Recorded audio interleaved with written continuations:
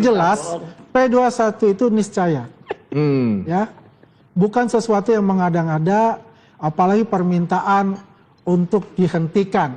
Kalau bicara permintaan dihentikan itu kan ada dua, proses RJ atau pra peradilan. Ya, tapi kan tadi Mas Rosi Tapi jelas tidak akan melakukan hal itu. Ya. Kalau menurut saya itu harus dihadapi, karena kan selama ini dikatakan, ya, menantang Pak Jokowi untuk melaporkan. Itu sudah dilaporkan, ya kan?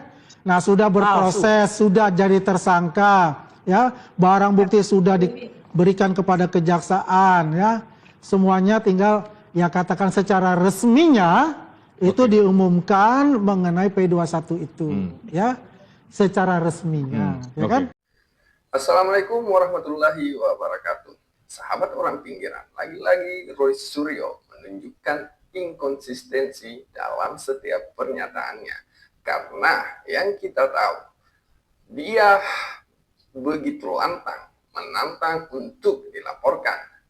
Bahkan sampai mengajak untuk adu bukti di pengadilan, seolah siap berdiri paling depan di arena pembuktian. Namun ketika arena pembuktian itu sudah nampak di depan mata, justru yang muncul adalah permintaan penghentian perkara. Dan disinilah kita bisa melihat keberanian yang sudah mulai berubah menjadi ketakutan, dan keyakinan yang mulai berubah menjadi kepanikan. Bahkan mendengar kata P21 saja membuatnya seperti orang kesurupan. Nah, bagaimanakah kelanjutannya? Mari kita saksikan video berikut ini. Jadi sebetulnya apa basis argumentasi Anda meminta untuk kasus ini yang kemudian menjadikan Anda sebagai tersangka untuk dihentikan? Ini Anda minta dihentikan atau kemudian titik fokusnya gini, bergeser gitu? jadi jelas sejak awal tidak akan ada tuduhan ngaco ya soal pencemaran nama baik dan fitnah itu. Katanya tuduhannya ngaco, tetapi di awal dia sendiri yang menantang untuk melaporkan dirinya atas pencemaran nama baik dan fitnah. Jadi yang ngaco pencemaran nama baik dan fitnahnya atau tantangannya yang ini. Kalau mau gentle, tuntut dengan pencemaran nama baik atau penghinaan, yang dimana Jokowi harus lapor sendiri. Dan ketika dia lapor sendiri, kita adu bukti. Benarkah dia punya ijazah asli? Ya, kalau tidak ada ijazah palsu. Malahnya ini ijazah 99,9% palsu ini. Jadi bisa ya, kemudian ada orang ditersangkakan bahkan dipidanakan seperti pada kasus Gus Nur dan Bambang Tri yang sudah 2 tahun yang lalu itu, kemudian gara-gara fotokopi ijazah palsu. Ijazahnya dulu yang kemudian dicek, kalau dulu mungkin ijazahnya tidak pernah bisa diperiksa, itu gara-gara hanya ada fotokopinya. Nah, sekarang kan sudah ada tanggal 1 April tahun yang lalu, orang namanya Dian Sandi itu mengupload, dan itu uploadannya adalah uploadan berwarna, dan itulah yang kemudian diteliti waktu itu oleh Rismond, ya, dan saya. Rismond ketika masih waras waktu itu ya, otaknya belum ditranslasi dan belum dirotasi waktu itu ya, iya masih waras dia. Yang belum tidak berubah, mana ada peneliti kemudian berubah. Tapi ya bagaimana Anda menyebutnya penelitian yang valid kalau di lain waktu saja Anda menyebut data yang Anda gunakan dari Dian Sandi itu tidak kredibel. saya cek, apakah memungkinkan file ini ada emboss dan watermark? Besar filenya itu hanya 76 kilobyte. Sebuah file, adik-adik yang ngerti teknis ya, 76 kilobyte itu nggak bisa diapain, dibesarkan langsung pecah. Dan ini bukan dari saya, orangnya sendiri Mbak Elvira. Dian Sandi Utama yang mengirim itu mengaku file itu hanya 76 kilobyte di upscaling. Jadi kalau mau dibesarkan itu ya sama aja dengan gambar kecil. Kalau mau dibesarkan kayak kita bikin poster, kita nyetak poster, dituang cetak, ya tiba-tiba dibesarkan, pasti orangnya bilang, Mas ini pecah dong. Nggak apa-apa, pecah. Untuk yang mencari detail watermark, siapa yang ngajarin?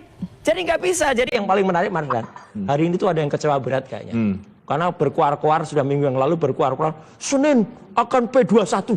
Itu ya. Yang itu orangnya tadinya itu ngakunya pengacara juga. Ya, apokat bosok. Ya, itu ada di sebelah kiri itu ya. Itu apokat tuh tadi ngakunya nih, ini apokat nih. Dia tadi ngaku apokat ya tadinya, ya. Sekarang ngakunya lain lagi. Sekarang ngakunya adalah info politik dan isu hoak. Apalagi nih, ini adminnya kayaknya perlu ditegur lagi nih Bang Andi Aswan. Adminnya nulis yang kok huruf besar, kemudian nulis diresapi kok di tadi bahasa Indonesianya belajar di mana nih? Mas Roy, tapi sekali lagi apa argumen? Ini orang makin kesini makin melebar kemana-mana. Bukannya menjawab pertanyaan terkait pengajuan penghentian perkara yang diajukannya, malah menyerang pribadi seseorang. Kacau nih orang. Anda, apakah karena menurut Anda sudah terlalu lama atau seperti apa? Karena dalam hukum juga ada argumentasinya jelas.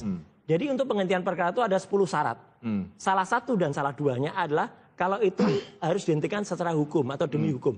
Di mana kemudian tidak melakukan prosedur dengan benar. Ya, misalnya apa? Misalnya kemudian ketika P19 yang waktu itu dilimpahkan, kan katanya dilimpahkan tanggal 13 Januari yang lalu, Mas Renhard, itu kan sudah dilimpahkan ke kejaksaan.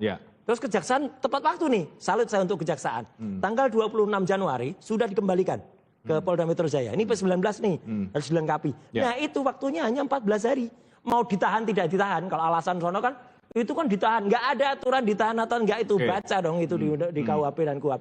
Kemudian baru kemarin pada tanggal 17 April, itu baru mereka mengatakan berkas dikirim. Ternyata 21 Aprilnya kita ke Kejaksaan Tinggi dan Kejaksaan mengatakan berkasnya belum nyampe. Jadi kalau sampai detik ini belum ada pengumuman resmi dari Kejaksaan, baik Kejaksaan Tinggi maupun Kejaksaan Agung bahwa berkas itu sudah sampai. Hanya berita-berita yang sumir aja, oh itu masih diperiksa, masih diteliti. Polda Metro juga mengatakan segera P21. Bahkan ini lucu lagi nih, ngajak untuk RJ. Sampai kapanpun saya dan Dr. Tifa dan tidak akan RJ. Tidak akan perlu RJ kecuali Jokowi RJ kepada seluruh rakyat Indonesia. Oke, kita stop di situ Mas Rosurya. Saya ke Bang Andi Aswan. Seperti apa tanggapan dari teman-teman kubu Jokowi karena juga sebagai pihak pelapor ada yang di-highlight oleh Mas Rosurya ada soal waktu yang juga cukup lama. Ini seperti apa tanggapan dari Anda Bang Andi Aswan? Iya. Kalau kita lihat yang pasal ataupun undang-undang apa yang digunakan ya KUHP lama. Undang-undang nomor 8 tahun 1981 yang di situ memang tidak ada kalau tidak ditahan itu ada batas waktu. Itu tidak ada. Kalau ditahan memang 3 kali 20 hari. Jadi kan 60 hari. Kalau ditahan, ini kan tidak ditahan. Tidak ada secara eksplisit mengatakan itu bahwa itu harus 14 hari dan harus dikembalikan. Yang jelas bahwasannya di sini kami ini adalah menunggu bahwa P21 itu turun secara resmi. Secara resmi. Katanya hari ini. Ya. Yang jelas kita memang sudah mendapatkan info. Ya, saya bisa bertanggung jawab. Apa infonya itu? Ada sudah. Kalau mengatakan info P21, bahwa ini akan segera P21. Yang jelas nanti ini itu minggu lalu yang jelas itu akan diumumkan oleh Polda Metro Jaya. Sabar saja untuk menunggu untuk itu ya.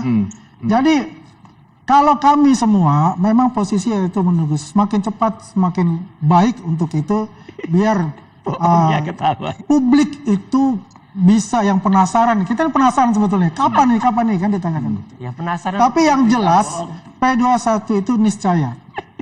Ya. Bukan sesuatu yang mengada-ngada apalagi permintaan untuk dihentikan. Kalau bicara permintaan dihentikan itu kan ada 2. Proses RJ atau pra peradilan. Tapi kan tadi Mas Rosurya jelas tidak akan melakukan hal itu. Kalau menurut saya itu harus dihadapi karena kan selama ini dikatakan ya menantang Pak Jokowi untuk melaporkan. Itu sudah dilaporkan ya kan. Nah sudah berproses, sudah jadi tersangka ya, barang bukti sudah diberikan kepada kejaksaan ya. Semuanya tinggal ya katakan secara resminya itu diumumkan mengenai P21 itu ya secara resminya ya kan. Jadi intinya di sini adalah ya persiapanlah barang buktinya ya nanti di pengadilan gitu. Karena saya yakin dia nggak punya barang bukti. Tapi Anda meyakini bahwa ini akan P21 begitu ya? Ada yang jelas 100%. Oke.